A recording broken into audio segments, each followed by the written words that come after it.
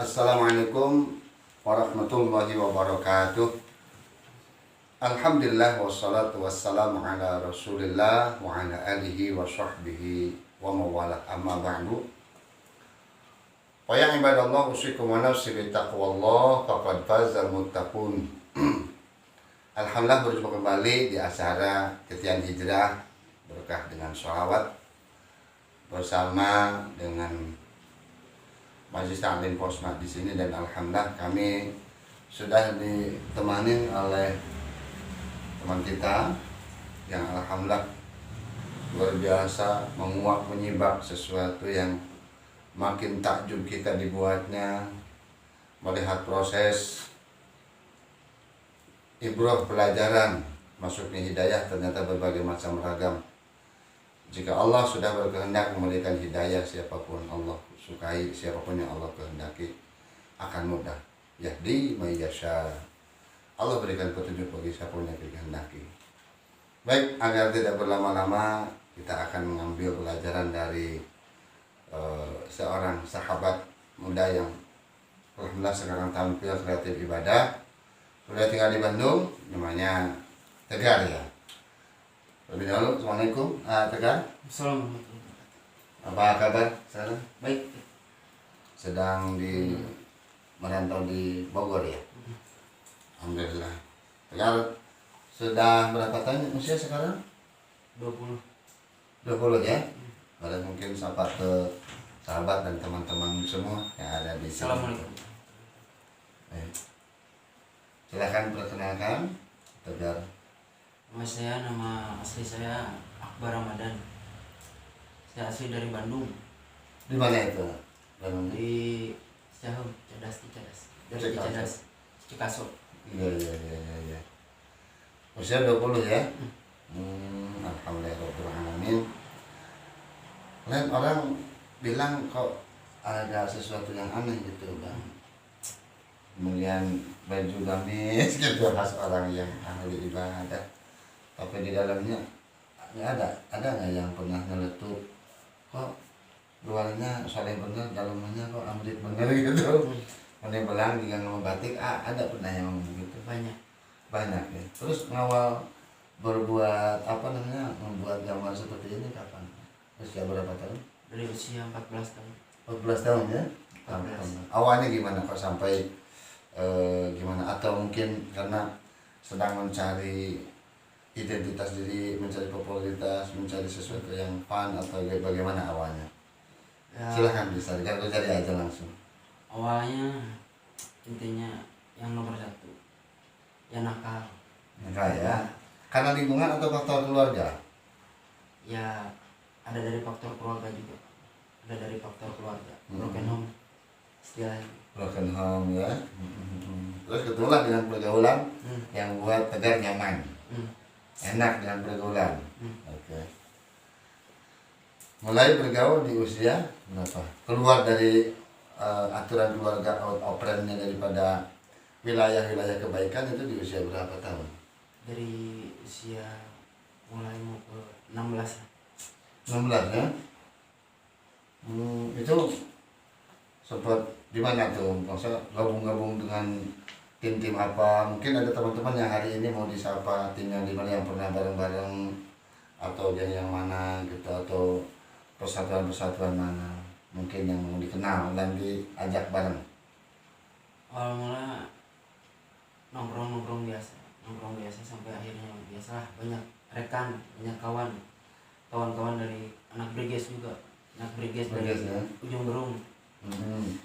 Nongkrong sama anak Briges biasa, nongkrong sampai ke sini sampai terbawa suasana lah dengan pergaulan, sehingga lupakan apa yang terjadi. Jadi awalnya broken home, menemukan home baru di luar, nyaman di luar. Pada saat itu masih sekolah? Sudah enggak? Sudah nggak sekolah? Itu tingkatan itu apa nge-track saja, atau mungkin terjerumus dalam kubangan makan atau minuman yang diharamkan, atau seperti apa? Sampai jauh ini seperti apa? Ya intinya yang membuat hancur itu diri ya narkoba lah, seperti alkohol, seperti jenis obat-obatan yang membuat pikiran kita kacau lah, gitu. Yang tidak sadarkan diri. Senang mah ada sebenarnya, kalau senang mah kenapa suka, karena senang. Pastilah. Pasti. Baik ya Tegar, bagus. Nah setelah lama, adakah mungkin jalan untuk yang suka mengingatkan atau mungkin lingkungan yang mengajarkan untuk Tegar sudah kelihatan cahaya-cahaya seperti apa Tegar akan kembali sampai akhirnya ketemu dengan anak sudah seperti ini? Itu ada cahaya-cahaya di tahun berapa, mungkin ketemu dengan kebaikan, atau pada saat seperti kondisi seperti itu adakah seseorang yang peduli atau sayang dengan Tegar?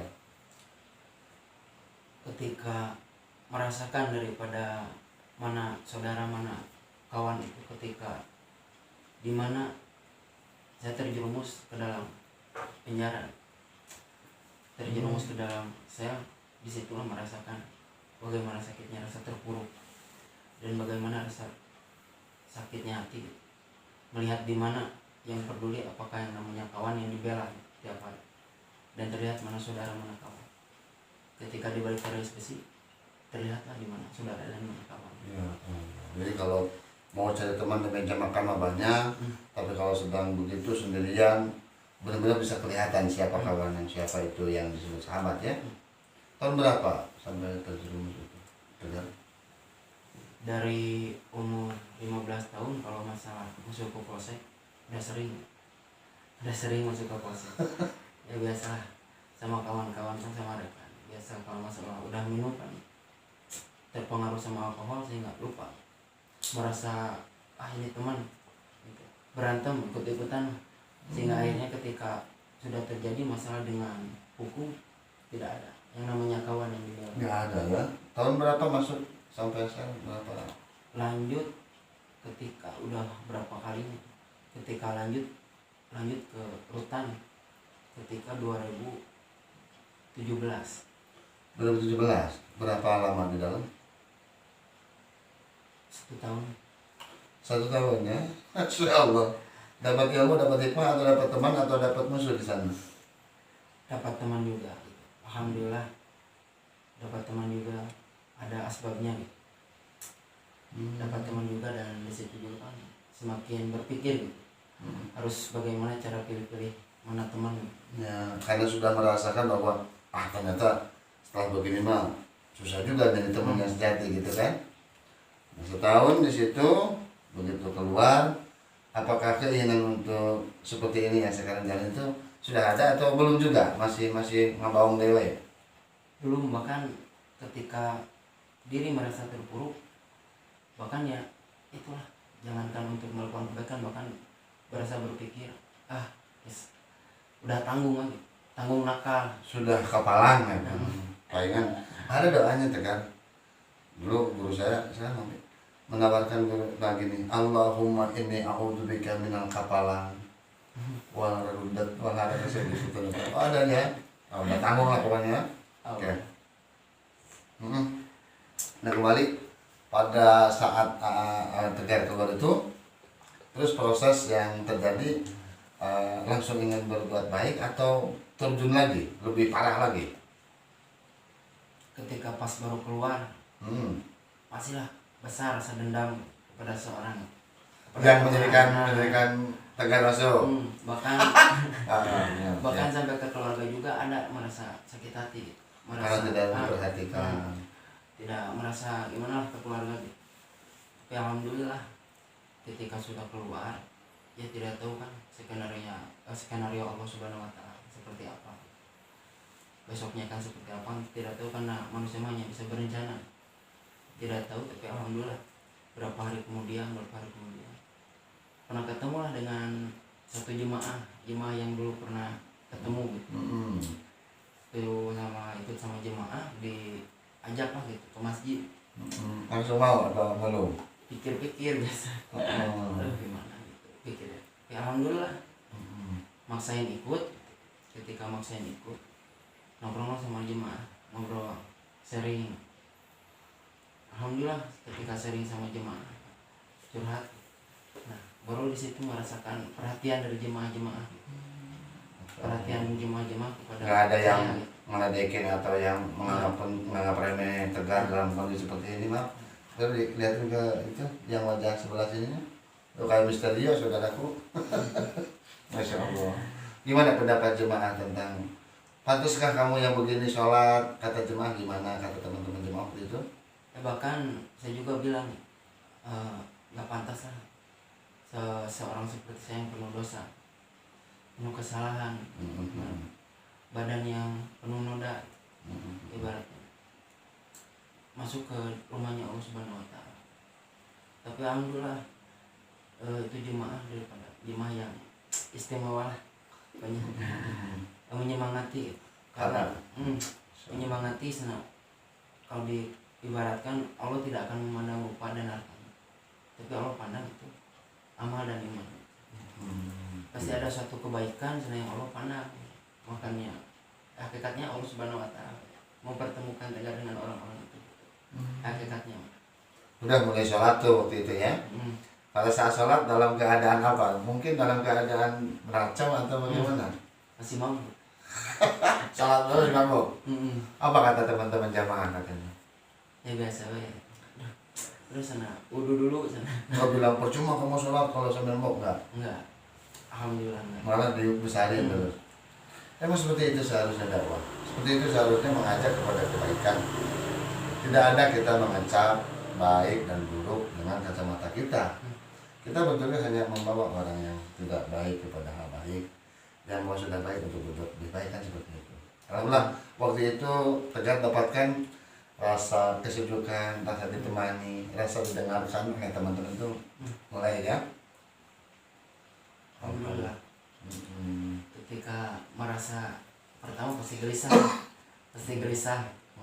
Ketika di masjid beberapa hari gelisah gelisah gitu. Ada rasa pengen gimana gitu, masih yang keluar masih can pas lah hobi nongkrong lah gitu, masih hobi minum, masih hobi yang lain-lain gitu, masih hobi. Tapi alhamdulillah karena yang ketika apapun juga suasana, ketika kita sudah walaupun menongkrong belum biasa menongkrong, ketika ketika terbawa suasana pasti akan nyaman lah di tongkrongan itu. Begitupun ketika kita di dalam masjid, ketika kita mensuasanakan, insya Allah akan ada sedikit rasa nyaman. Jadi karena terbiasa terbawa arus, misalnya atmosfernya sudah dengan teman-teman yang biasa di masjid, jadilah Tegar nyaman di masjid walaupun hak memiliki nama ruwet harudang, kemudian panas gerah ya. Karena ada sabda Rasulullah juga, ar-rijalu 'ala dini khalilihi. Manusia akan tergantung dengan siapa dan di mana dia bergaul. Ya tentu kebetulan pergaulannya baik, makanya ya, saya yakin Tegar pun ya seperti ini sampai berlangsung itu bukan sendiri. Ada tren, ada khas, ada kebiasaan yang mungkin diikuti. Sama dengan seperti saya misalkan orang mungkin ada cene saban hari memakai gamis itu terhadang apa-apa hanya disunatan. Karena memang kita sudah nyaman dalam kondisi seperti ini. Ini sepertinya kalau hal seperti ini itu kenyamanan. Tapi ketika sudah nyaman di masjid, nyaman beretikaf, nyaman beribadah, itu yang luar biasa ya. Waktu itu udah di situ saja pembentukan diri mungkin bisa Tegar dapatkan dari luar dengan teman-teman kemana aja. Mulai dapat pengalaman ibadah, mulai dapat enak juga ya jadi orang baik gitu. Kemana aja tuh? Mungkin kalau di Cikaso ini kan orang memandangnya malu rada riskan gitu kan, budak banol kok yang jadi ke masjid gitu. Kemana aja dulu nyari-nyari tempat, nyari wacana untuk menyamankan diri ibadah? Pertama yang nomor satu sih niat. Yang nomor satu itu niat. Niatnya kita berislah diri untuk memperbaiki diri gitu. Alhamdulillah sampai satu jemaah lah mengajak gitu.